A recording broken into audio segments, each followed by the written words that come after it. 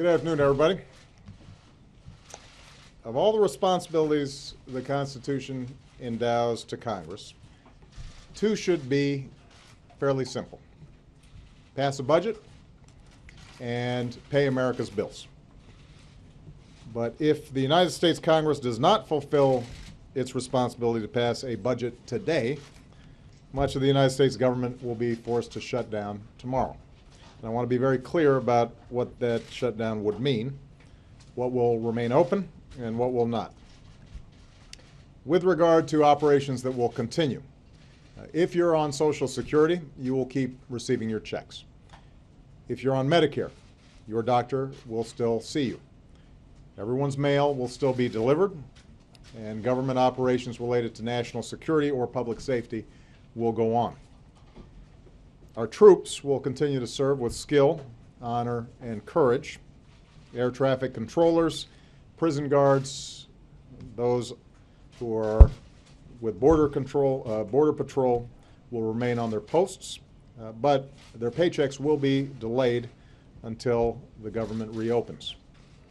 NASA will shut down almost entirely, but Mission Control will remain open to support the astronauts serving on the space station. I also want to be very clear about what would change. Office buildings would close, paychecks will be delayed, vital services that seniors and veterans, women and children, businesses, and our economy depend on would be hamstrung. Business owners would see delays in raising capital, seeking infrastructure permits, or rebuilding after Hurricane Sandy. Veterans who've sacrificed for their country will find their support centers unstaffed. Tourists will find every one of America's national parks and monuments, from Yosemite to the Smithsonian to the Statue of Liberty, immediately closed. And of course, the communities and small businesses that rely on these national treasures for their livelihoods will be out of customers and out of luck. And in keeping with the broad ramifications of a shutdown, I think it's important that everybody understand the federal government is America's largest employer. More than 2 million civilian workers and 1.4 million active duty military serve in all 50 states and all around the world. In the event of a government shutdown, hundreds of thousands of these dedicated public servants who stay on the job will do so without pay. And several hundred thousand more will be immediately and indefinitely furloughed without pay.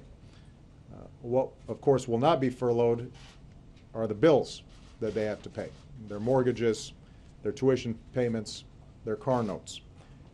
These Americans are our neighbors. Their kids go to our schools.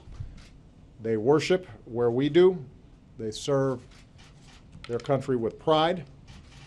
They are the customers of every business in this country, and they would be hurt greatly, and as a consequence, all of us will be hurt greatly should Congress choose to shut the people's government down. So a shutdown will have a very real economic impact on real people right away. Past shutdowns have disrupted the economy significantly. This one would too. It would throw a wrench into the gears of our economy at a time when those gears have gained some traction. 5 years ago, right now, our economy was in meltdown. Today, our businesses have created 7.5 million new jobs over the past 3.5 years. The housing market is healing, and our deficits are falling fast.